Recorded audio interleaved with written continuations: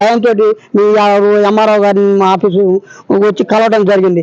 MRO గారు ఇప్పటికైనా ఒక 5-6 రోజుల 10 రోజుల్లో మాకు ఖచ్చితమైన హామీ, మీకు స్థలాలు ఇచ్చినా మీరు రేకులన్నీ వేసుకొని ఉంటామన్నా. ఎందుకంటే ఆ వర్షాలు ఎప్పుడు పడేది, వర్షాలు స్టార్ట్ అయితే మీ పనులు మొదలు చేసుకోలేము. వ్యవసాయాలు అంతే ఉన్నాయి, భూములు బాగు చేసుకోవాలి. భూములు బాగు చెప్తున్న అధికారులు వచ్చిన వాళ్ళు అన్నారు. అప్పుడు ఉన్న పలంగా 4-5 మాటలు చెప్పారు, వెళ్ళిపోయారు. భూములు నేను ఒక ఎకరం బాగు చెప్తే 2 లక్షలు వచ్చేసింది. మొత్తం మట్టి పోపించా.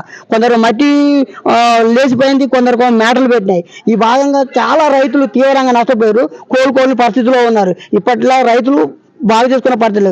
గవర్నమెంటే ఇసుక మేటలు తీస్తున్నాయని అప్పుడు హామీ కూడా ఇచ్చారు. ఆ ఇసుక మేటలు కూడా ఇంత మటుకు ఏమీ తీపియలేదు. కనీసం వాళ్ళు ఇచ్చిన మాటలు హామీలన్నీ నిలబెట్టుకొని మమ్మల్ని కొంచెం ఆదుకుంటారని మేము ఈ రోజు ఎంఆర్ఓ ఆఫీస్ గారికి వచ్చినాం.